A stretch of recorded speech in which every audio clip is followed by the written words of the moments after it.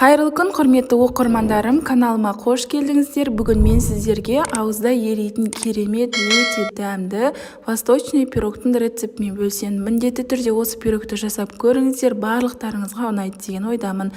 Видеоны соңына дейін қараңыз. Алдымен таза ыдысымызға електен өткізілген 350 грамм ұнымызды, үстінен 1 шай қасық ұн қопсытқышымызды және де 100 грамм қантымызды салып, жақсылап араластырып аламыз. Қантты қант ұнтағымен алмастыруға болады. Енді 150 грамм жаңаға мұздатқышта тұрған сармайымызды алып, осылай үкіштің көмегімен жақсылап барлығын өткізіп аламыз. Бізде үгілмелі қамыр шығу қажет. Енді үстінен бір жұмыртқамызды жарып, қолымызбен тағы да қамырымызды біріктіріп илейтін боламыз. Алғашында қамыр бірікпеуі мүмкін, бірақ илеу барысында сармай еріп, осындай жұмсақ қамыр болып шығады. Енді қамырымызды 2 бөлікке бөлеміз. Бір бөлігін кішкентай қылып, екінші бөлігін орташа етіп, қамырымызды морозильникке, яғни мұздатқышқа сап қоямыз. Ішіне салатын салмасын өз қалауыңызша ұнаған дәндерді, жаңғақтарды қолдануға болады. Енді 4 жұмыртқамыздың ағы мен сарысын міндетті түрде осылай ажыратып аламыз. Ешқандай сары уызы кетіп қалмауы қажет, және де ыдысымыз құп-құрғақ болуы қажет. Ал біздің жұмыртқамыздың температурасы жаңағы тоңазытқышта шыққан мұздай болса тез көпіреді. Осылай 150 грамм қантымызды бөліп сала отырып, 3 рет 4 рет бөле отырып саламыз, және де аппақ болып көпіргенше миксерлейтін боламыз. Видеодағыдай аппақ болып көпіргенше миксерлейміз, және де біздің ақуызымыз өз формасын ұстауы қажет. Былай жаңағы ыдысты төңкерген кезде ақуызымыз ағып түсіп қалмауы қажет. Міне өз формасын ұстаған, осындай болып шықты.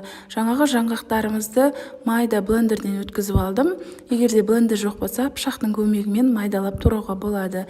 Жаңғақты бөліп сала отырып, 2 бөлікке астыдан жоғарыға қарай араластыра отырып жаңағы барлығын біркелкі масса етеміз. Енді бұл жерде 1 қасық салғаным жүгері крахмалы және де мейізді осылай бөліп салдым. Егер де крахмалды көбірек салсаңыздар да болады, ол өз еркілеріңізде. Көбірек салсаңыздар, жаңағы аппақ белогымыз өзінің формасын ұстап, сондай воздушный болып шығады. Енді қамырымызды листімізге, формамызға орналастырамыз. Бортиктерін жан-жағындағы шеттегі қамырын жұқа етіп жаңағы жаясыздар. Астыңғы жағы кішкене қалыңдау болса да болады. Салмамыздың ортасына саламыз, және бәрін бетін тегістеп жіберіп, жаңағы мұздатқышта тұрған қамырымызды кішкене бөлігін әлі алған жоқпыз. Мұздатқышта тұра береді. Тек осы бетіне себетін кезде ғана аласыздар, өйткені еріп кетуі мүмкін. Осылай үкіштің көмегімен бетіне толықтай өткізіп шығасыздар. Пешті 180 градусқа қыздырып, 30-35 минуттай пісіріп аласыздар. Қызарғанша пісіресіздер. Пирог осылай қызарып пісіп шықты. Бөлінген кезде де өте жұмсақ және де үгілмелі, ауызда еритін сондай күшті пирог болып шығады. Міндетті түрде жасап көріңіздер.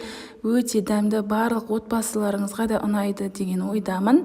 Сіздермен болған Айгерім. Міндетті түрде осы рецептпен жасап көріңіздер, және де осы видеоға лайк басып, комментарий бөлімінде өз пікіріңізді қалдырыңыз.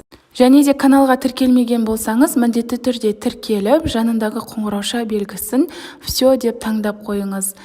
Назарларыңызға рахмет. Сіздермен болған Айгерім. Ас болсын.